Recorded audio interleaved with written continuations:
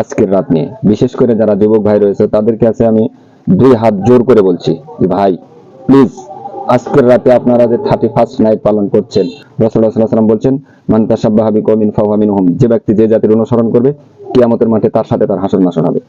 কাজে এই হাদিসের গভীরতা কতটুকু আপনি বুঝবেন আমি জানি না, তবে আমি যতটুকু বুঝেছি যে আজকের রাত কেউ যদি পালন করে, 31st নাইট যদি কেউ মানে, তাহলে যেহেতু এটা বিধর্মীদের রীতিনীতি রেওয়াজ তারা চালু করেছে, মুসলমান কখনো এটা চালু করবে না বা মেনে নিবে না। কাজে আপনি যদি মুসলমান দাবি করে থাকেন তাহলে আজকের রাত যতটুকু এগিয়েছেন আর আগাবেন না। আর